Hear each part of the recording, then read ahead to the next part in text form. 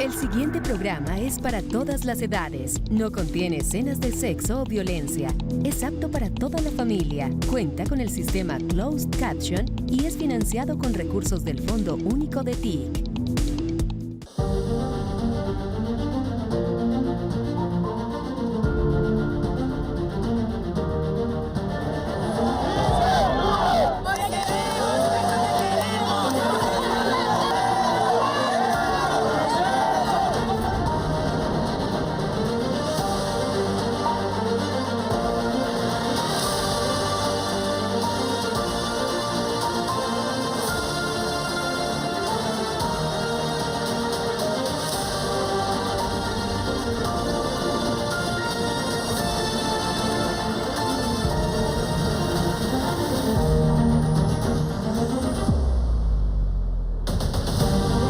¿Qué tal? Bienvenidos al informativo Así avanza el cambio. En este espacio usted conocerá las noticias más importantes de la última semana del Gobierno Nacional.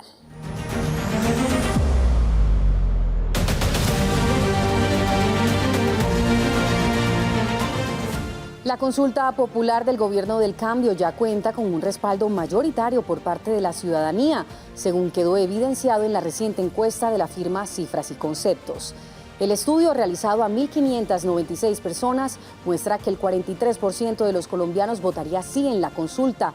De estos, el 66% de los votantes por el sí se encuentran jóvenes en edades entre 18 a 25 años. También resalta a adultos jóvenes, que corresponde a edades entre 26 a 35 años con un 64%. Y el 61% corresponde a personas entre los 36 a 45 años. Además, la encuesta arrojó que el 84% corresponde a jóvenes que se identifican con la ideología de izquierda y que el 35% restante se ubican ideológicamente en la derecha y también apoyan la consulta. En cuanto a las ciudades, el mayor respaldo se registra en Barranquilla con un 72%, seguida por Cali con el 64%, Bogotá con un 57% y Medellín con el 46%. Una muestra de este respaldo son los más de 4.000 aprendices del SENA que llegaron hasta la Plaza de Armas de la Casa de Nariño para decir sí a la pregunta 6, que busca convertir el contrato de aprendizaje en uno laboral. Amigo, el SENA está contigo.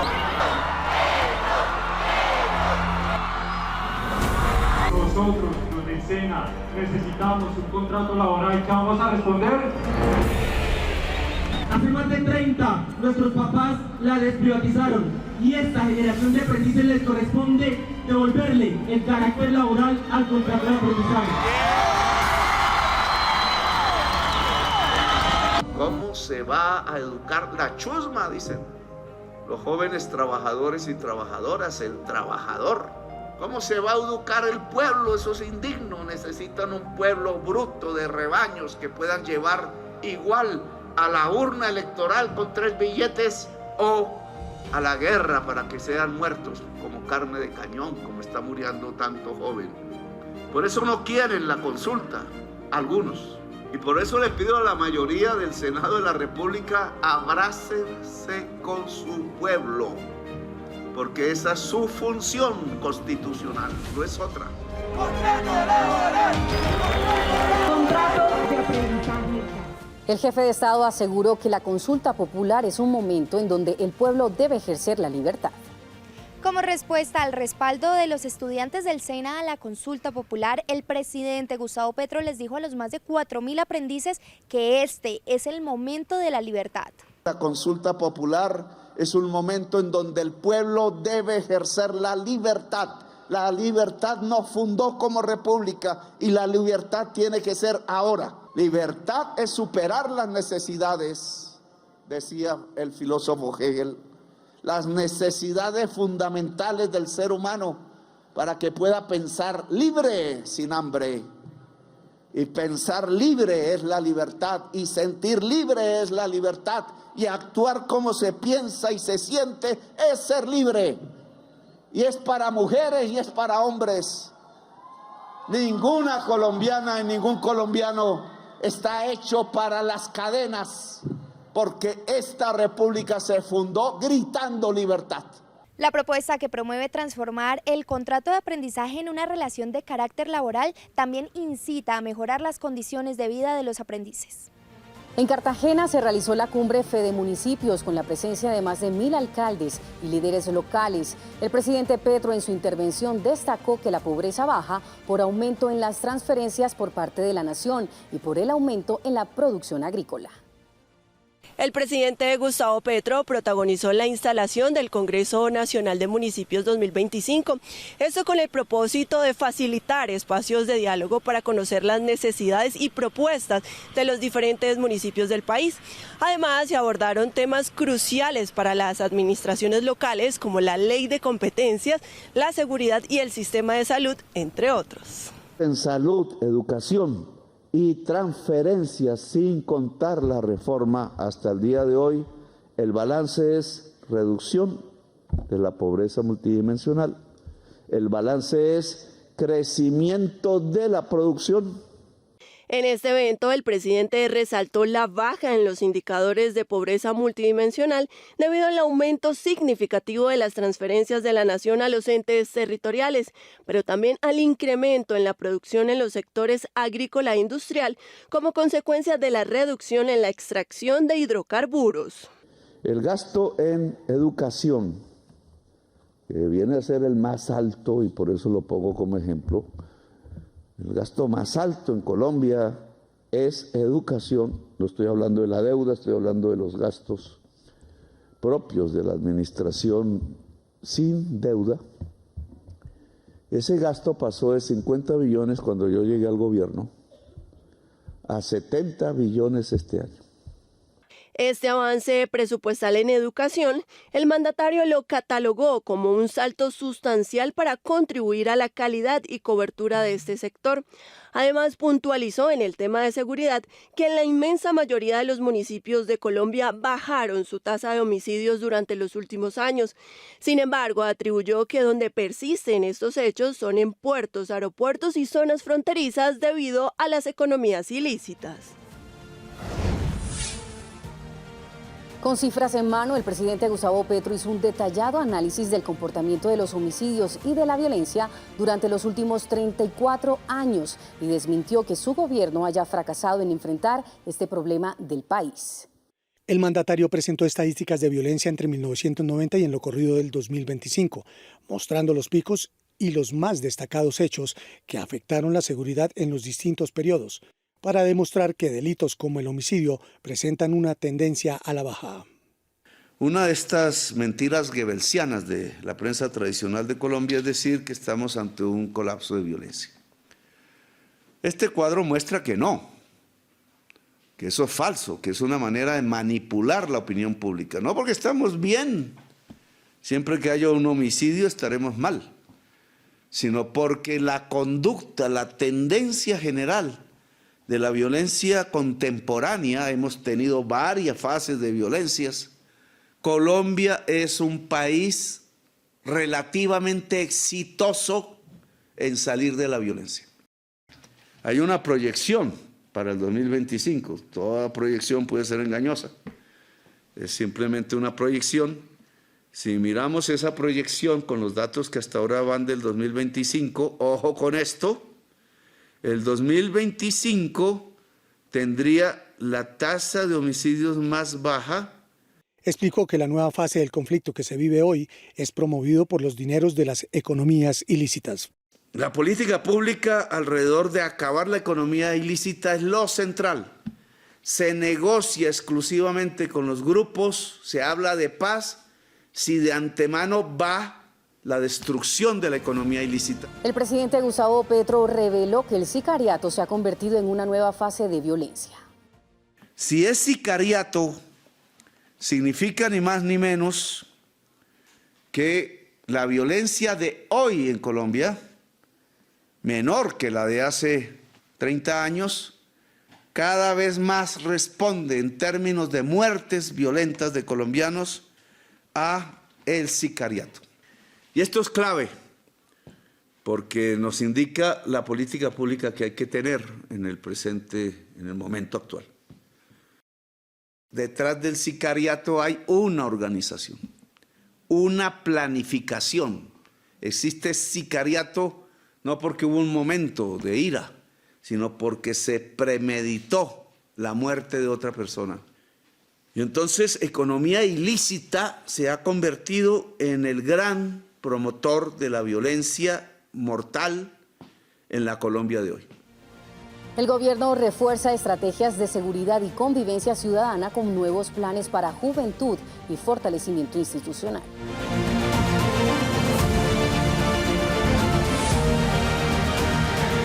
En el más reciente Consejo de Ministros, el presidente Gustavo Petro cuestionó la falta de presencia del gobierno civil en las regiones más apartadas del país y señaló que el centralismo profundiza la exclusión social, el aumento de la pobreza y el crecimiento de las violencias en zonas periféricas. La ausencia del gobierno civil en el Micay no puede seguir y mantener la presencia de civil, incluso bajo amenaza en el Catatumbo, es fundamental. Y ahora se abren espacios en todo Nariño, en Putumayo, posiblemente Magdalena Medio, de acuerdo a lo que se anuncia. Y las zonas del Caribe, de los sures del Caribe, pues estarán Chocó, etcétera, también, a la espera de que el gobierno centralizado en Bogotá se descentralice por voluntad propia y coloque a sus funcionarios en el territorio excluido, la plata en el territorio excluido, la política en el territorio excluido, y entonces realmente podamos construir una política integral político-militar de seguridad en Colombia. Alertó sobre el abandono en zonas clave para el control del orden público como las fronteras y los puertos. De tiempo atrás se han dejado botadas las fronteras y hacia los puertos, que es los principales centros de transacción de economías ilícitas de Colombia, sea saliendo cocaína, sea entrando armas y contrabando. Y en esta medida puertos y zonas fronterizas se han convertido en las zonas donde la violencia se mantiene. En el resto del país baja, excepto Bogotá. Aseguró que para lograr una verdadera estrategia de seguridad es urgente llevar la institucionalidad a los territorios históricamente excluidos.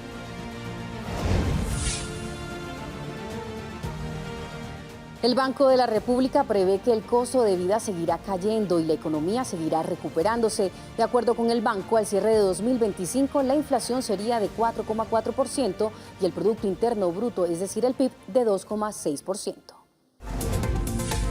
La economía colombiana crecería en 2,6% al cierre de 2025 y la inflación se ubicaría en 4,4%, según proyecta el equipo técnico del Banco de la República, que también prevé para 2026 una tasa de inflación del 3%, acorde con las políticas del emisor. El banco destaca estos resultados tras analizar indicadores como la inflación de abril de 2025, que volvió a descender y quedó en 5,01%, y el crecimiento económico de 1,7% al cierre de 2024, además del aumento en el ingreso disponible de los hogares. El Banco de la República estima que para el primer trimestre de 2025 el crecimiento económico estaría en 2,5%. La cifra final la revelará el DANE en los próximos días. El informe del emisor considera también que los aranceles impuestos por Estados Unidos a diferentes países, entre ellos Colombia, afectará la actividad económica mundial y va a generar un riesgo global y un mayor costo de financiamiento externo, y su impacto se verá reflejado en los bienes y servicios que exporta Colombia.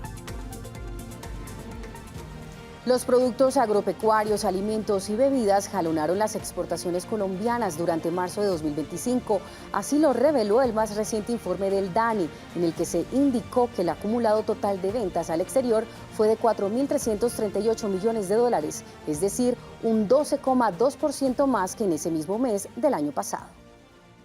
Las exportaciones colombianas atraviesan por su mejor momento de los últimos meses. De acuerdo con el DANE, durante marzo de 2025, las ventas al exterior se incrementaron en 50,9%, principalmente con productos del grupo agropecuario, alimentos y bebidas. En el tercer mes del año, las exportaciones llegaron a 4.338 millones de dólares, es decir, 12,2% más que en marzo del año pasado.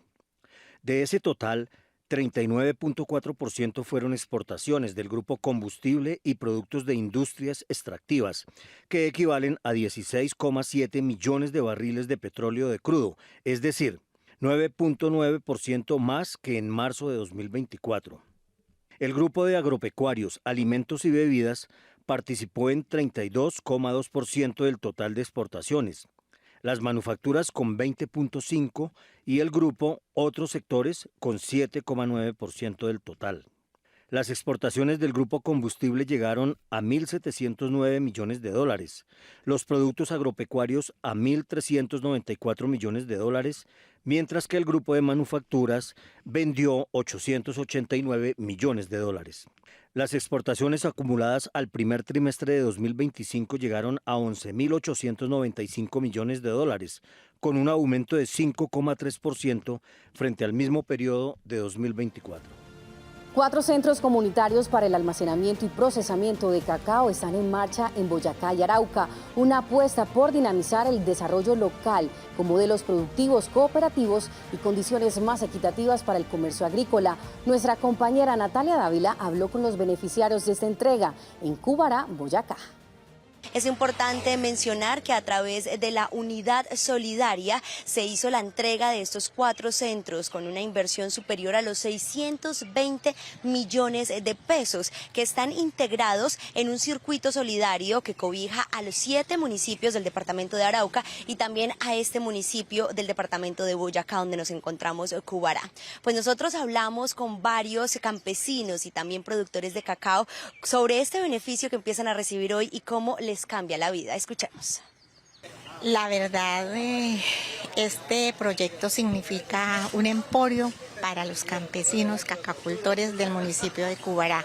Nosotros trabajábamos, sí, teníamos muchos sueños, pero ahora nuestros sueños son aún más grandes gracias a este grandioso apoyo de nuestro presidente. De verdad que esto sí realmente es hacer caminos para la paz. Con esto ya podemos seleccionar el grano pasilla, el grano que utilizamos para transformar y el grano que se va tipo exportación, que sale tipo exportación.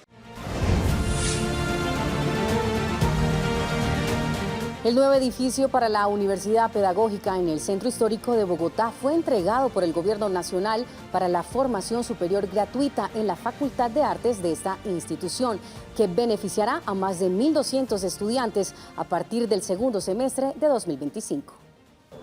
Siempre es un enorme placer entregar una nueva sede universitaria en donde quiera que sea. El gobierno de cambio invirtió 162.693 millones de pesos en 2024 para fortalecer la educación superior pública. Parte de esta inversión se reflejó en la entrega del nuevo edificio para la Universidad Pedagógica Nacional en el Centro Histórico de Bogotá. La nueva sede de 2.342 metros cuadrados beneficiará a 1.277 estudiantes de la Facultad de Artes. Tendremos que meterle más recursos para mejorarlo, pero deja de estar cubierto por el polvo y por el abandono y empieza a recubrirse por la alegría, por el arte y por el saber de la Facultad de Artes de la Universidad Pedagógica y sus más de 1.200 estudiantes que van a ser beneficiados en este edificio.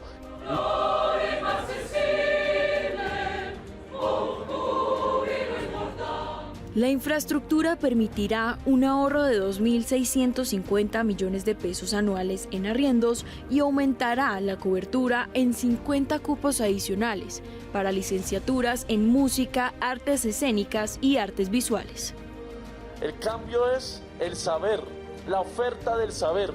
Donde había polvo y abandono, ahora hay arte, alegría, suenan los timbales, suenan los tambores, suena ese hermoso coro que nos recibió. Y se oferta educación superior. Y es además una muy buena noticia para la ciudad de Bogotá, que no habría una sede universitaria. Óigalo bien, la ciudad de Bogotá no habría una sede universitaria desde que el señor presidente de la República era alcalde durante la Bogotá humana. Esta obra es parte de la política de gratuidad Puedo Estudiar, que en 2024 benefició al 97,1% de los estudiantes de pregrado, permitiendo que los jóvenes de estratos socioeconómicos 1, 2 y 3 accedan a la educación superior sin costo.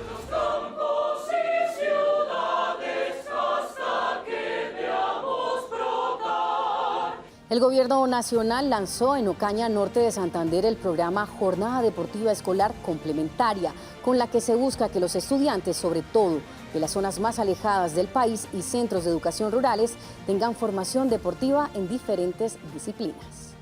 La Jornada Deportiva Escolar Complementaria es una iniciativa que impactará a más de 128.000 niñas, niños y jóvenes en 24 departamentos y 746 municipios de Colombia. Un reto de gobierno, un compromiso del señor presidente, feliz de lo que sucedió con el lanzamiento de esta jornada. Le cumplimos al país, el gobierno le cumplió y ante todo para el señor presidente ha sido muy importante el tema de la jornada escolar complementaria. ¿Por qué? Porque es llevar la educación física a las instituciones educativas. Logramos sacar adelante este compromiso, le cumplimos en el municipio de Ocaña, se hizo el gran lanzamiento del programa como tal, beneficiamos a 128.000 niños a nivel nacional, hicimos presencia a la par en 750 municipios y es una de las satisfacciones más grandes. Y para el señor presidente igual, porque su compromiso y el Plan Nacional de Desarrollo lo dice, tenemos la educación física nuevamente en las instituciones del país. Me ha enseñado la experiencia que si hay deporte en el colegio y los niños y niñas hacen el deporte que les gusta, lo escogen, hay más paz en el territorio. La jornada busca fortalecer la formación física de estudiantes a través de 1.288 centros de interés distribuidos en 1.070 instituciones educativas. Con ese incentivo que les va a dar el presidente a todos los muchachos, porque en este momento tenemos que sacar la juventud adelante. Lo que se imparte hacia la educación, a que traiga profesionales en el ámbito de la educación física para mejorar en sí todo lo que tenga que ver con la educación para nuestros mejores hábitos y buen desempeño en la vida.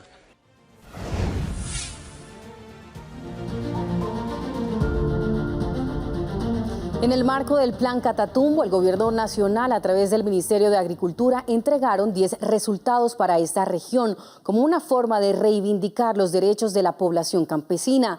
Entre las acciones están el inicio del plan de sustitución de cultivos, entrega de títulos y el fortalecimiento de las zonas de reserva campesina.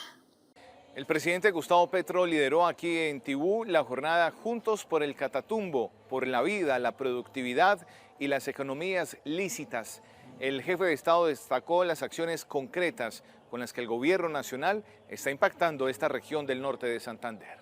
Aquí, al ver una integralidad, titular la tierra, mejorar la vivienda, pagar por sacar la hoja de coca con raíz, pero al mismo tiempo pagar por sembrar los nuevos cultivos de pancoger, porque siempre tiene que haber alimentación, y el que se va a desarrollar más las opciones de ir haciendo las carreteras.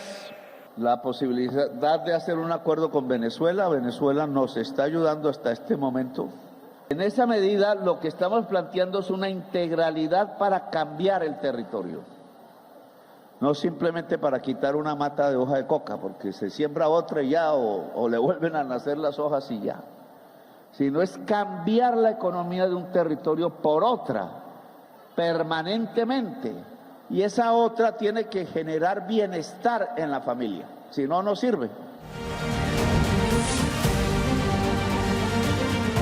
Gracias por seguir conectados con el informativo Así Avanza el Cambio. A esta hora conversaremos con el director de la Agencia Nacional de Tierras, Juan Felipe Harman, precisamente para conocer en detalle cómo avanza la implementación de la reforma agraria que está haciendo el gobierno del presidente Gustavo Petro, justamente para cumplir con el punto 1 del Acuerdo de Paz de 2016. Director, bienvenido. Hace unos días usted acompañó al presidente Gustavo Petro a una entrega de tierras que impacta a más de 1.900 hectáreas de tierras en nuestro país, en el departamento del Cesar. Cuéntenos a quién está beneficiando y cuál es el propósito. Estamos hablando de los campesinos de Villacruz, campesinos que no solamente fueron perseguidos por el Estado, fueron desalojados también por el Estado y por los grupos paramilitares. Hoy podemos decir que ya tienen la reubicación segura, que tienen una finca muy importante de alrededor de 1.100 hectáreas, pero que al mismo tiempo entregamos alrededor de 1.000 hectáreas más a distintos compromisos con organizaciones campesinas y sociales en el Cesar. Solo en el Cesar ya superamos las 25.000 hectáreas de tierra en el marco de este ejercicio de reforma agraria. En materia de adquisición de tierras, ¿cómo le está yendo al gobierno del presidente Gustavo Petro relacionado o comparándolo más bien con gobiernos anteriores? Mira, las cifras son contundentes y hablan por sí solas. Mientras el gobierno del presidente Petro a 568.486 hectáreas, en el gobierno de Iván Duque fueron 32.000, de las cuales solo 13.000 fueron para campesinos, y en el gobierno de Santos fueron 27.000 hectáreas. ¿Qué es lo más importante que queremos detallar en materia de categorías? Hectáreas compradas, 153.000 hectáreas, que ya efectivamente nosotros pudimos pagar. Hectáreas comprometidas que tienen que ver con las transferencias y los trámites administrativos de la SAE, 218.000 hectáreas. Hectáreas donadas, 2.240. Hectáreas que son por transferencia gratuita, que son bienes extintos con sentencia judicial, son 13.000 hectáreas. Y procesos agrarios, que estamos hablando de recuperación de bienes baldíos de la nación, en 181.000 hectáreas. O sea, el fondo de tierras viene creciendo sustancialmente, como fue un acuerdo de Estado en el marco de la implementación del acuerdo de paz. El acuerdo de paz estableció 3 millones de hectáreas. Nosotros consideramos que a buen ritmo podemos llegar a 1.200.000 hectáreas en nuestro gobierno. Yo me quiero detener en el punto de la SAE, este convenio con la SAE y con el Fondo de Reparación para las Víctimas. ¿Está dando resultados positivos? El mandato del presidente de la República ha sido que todos los bienes incautados a la mafia pasen a manos de campesinos. En ese contexto nosotros desarrollamos un convenio con la Sociedad de Activos Especiales de 1 billón de pesos para la transferencia oportuna de una inmensa cantidad de hectáreas para disposición de la reforma agraria. Solo este año van alrededor de 18.000 hectáreas. Eso ha sido un trabajo arduo y colaborativo en el que hay que darle todo el reconocimiento también a la doctora Amelia de la SAE. Y con el fondo de reparación también es muy importante el trabajo porque es un gasto doble propósito. Esos son los bienes que entregaron los grupos armados para reparar a las víctimas. Y lo que termina ocurriendo es que nosotros por fin los monetizamos, la tierra la compramos para los campesinos y la plata con la que compramos esos bienes van a la reparación de víctimas. Hablemos sobre la formalización de títulos. Esos campesinos y campesinas que por mucho tiempo han vivido en un terreno y les ha costado el poder llegar a titular esas tierras. ¿Cómo avanza ese proceso? El compromiso que tenemos con el acuerdo de paz es llegar a 7 millones de hectáreas. Nosotros hoy, ¿qué hemos podido avanzar? 1.500.000 hectáreas en materia de formalización, ¿cierto? Entre comunidades étnicas, comunidades indígenas, comunidades negras también y comunidades en general del país, 1.500.000 hectáreas de formalización. Lo que hizo Duque en sus 4 años fue 1.072.000 hectáreas y lo que hizo Santos en su gobierno fueron 265.000. ¿Cuál es la apuesta? La apuesta es consolidar la pequeña parcela campesina. Por eso tenemos hoy un plan andino que lo que busca son 10.000 hectáreas en toda la zona andina, incluyendo Boyacá y Cundinamarca. ¿Qué sigue para la Agencia Nacional de Tierras? Nosotros queremos profundizar la organización campesina, profundizar la reforma agraria y seguirle dando resultados al país. Profundizar la reforma agraria. De esa manera hemos llegado al final de este segmento de la entrevista. Director, muchas gracias por acompañarnos. Bueno, a ti un gusto.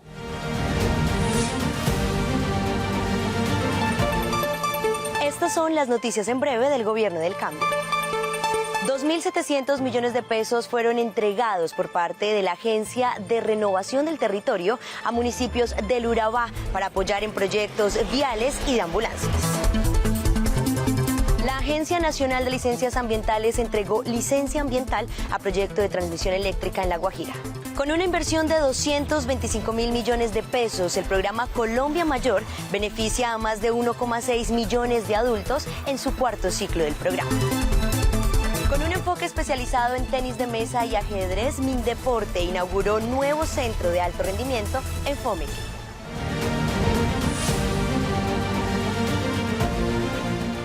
Y en noticias internacionales, Colombia firmará con China una carta de intención que busca el ingreso formal de nuestro país a la ruta de la seda con esa nación asiática. Este es uno de los puntos clave de la visita de trabajo del jefe de Estado a China.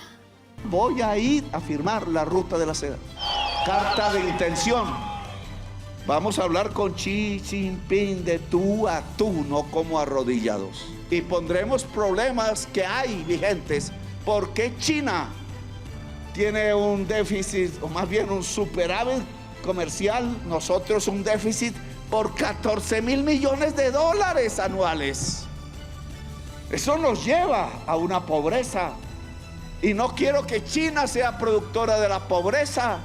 Por tanto, la balanza comercial tiene que equipararse, sea con inversiones de ellos en Colombia, sea comprando cosas de Colombia, y de eso vamos a hablar. Laura Gil fue elegida como la nueva secretaria general adjunta de la Organización de Estados Americanos, OEA, para el periodo 2025-2030. Aquí les contamos los retos que asume. La diplomática colombiana Laura Gil fue elegida con 19 votos y se convierte en la primera mujer en ocupar este cargo. Con más de 30 años de experiencia, llega como secretaria general adjunta de la Organización de Estados Americanos para fortalecer la democracia, los derechos humanos, seguridad multidimensional y desarrollo integral, con una gestión orientada a los resultados, la rendición de cuentas y el fortalecimiento institucional. Y de aquí en adelante la prioridad está en el fortalecimiento de la OEA, en continuar trabajando para volverla más transparente, más moderna, más incluyente, más eficaz.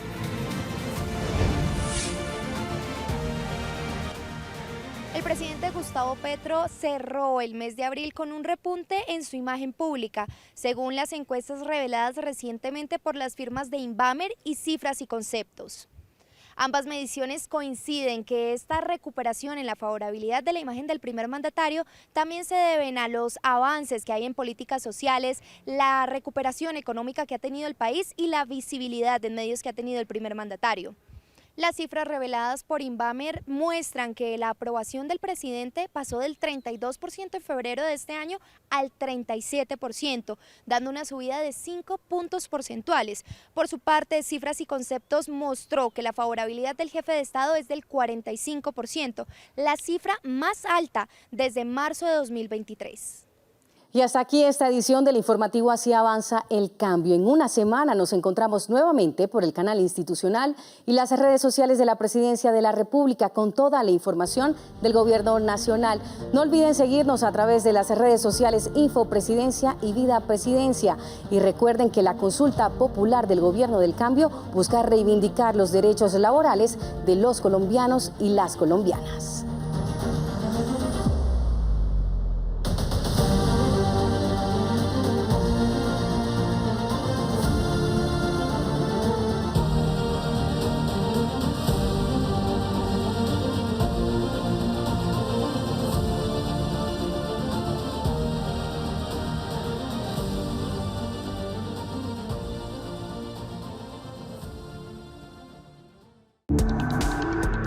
Este contenido fue financiado con recursos del Fondo Único de TIC.